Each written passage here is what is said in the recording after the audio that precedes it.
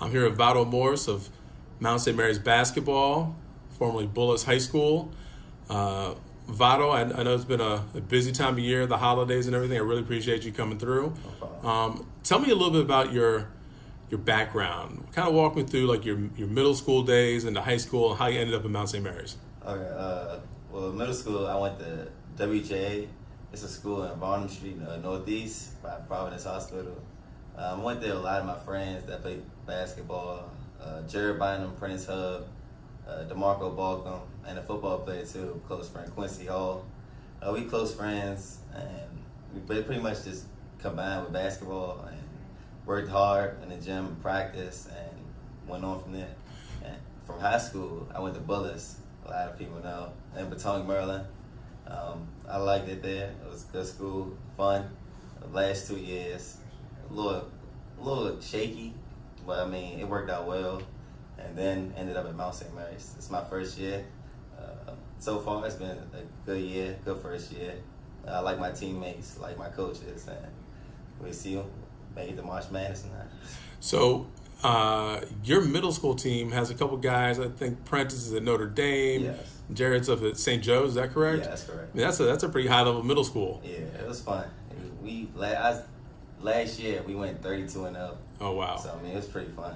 So now you go to Bullis, right? That must have been a transition for you. Yeah. It was a culture, I guess, difference from going to middle school. Was a dominant all-boys school and black, to where going to Bullis, a little dominant, a little different diversity. But I mean, I fit in. My middle school, they knew I was going to fit in. I'm a good person to be around, and it worked out. So going from Bullis to Mount St. Mary's, what would you say was the biggest transition or something you may not have been prepared for, or you thought you were prepared for, but it was a little more challenging once you got to college? Doing athletic-wise? Yeah. Probably the workouts and lifting. High school, I didn't really take lifting that well. And then when I transitioned to college, we lifted pretty much every day out throughout the week until the season kicked in. That's when we lifted 2 days out the week when we can. So I figured that was the difference and the change in my body. So I've been following you through high school, and I saw a big jump in your game from, I think it was sophomore year to junior year, right? Yeah. What do you attribute that to? Coaches believed in me. He let me play my game. He believed I could make shots, get my players better. So I pretty much think my coach's ability to believe in me and me to believe in my ability myself helped out a lot. Tell me a little bit about what a typical week or a routine would look like for you back in high school as far as training and skill work and all the rest of that. High school, I would go to school. Of course, I have to be there. I live about an hour and 30, maybe further from my school with traffic. So I would get up early, probably 6, drive to school, traffic, deal with that. And then I have class, break, and then another class, then lunch. Then after, we have practice. And then I'll take the bus back home. A lot of traffic. So when did you get a chance to get your other work in, your additional shooting or ball handling? Because I know you work with some high level trainers in the area. How did you find time to get with those guys? In the weekends, really, and those days we was off for school because Bullis, we have a lot of Jewish holidays off. So I'll take that time to go work out, and work on my craft. So it almost feels like there was really no days off, huh? Pretty much. Yeah. What are you studying in school so far? Sports management. Okay. In college, what do you think has been the biggest challenge non-athletically related? Accounting. That was a hard course. But I mean, I got tutors, worked through it, pushed, and I finished my first semester. So academics are a little bit different in college. Yeah. Correct.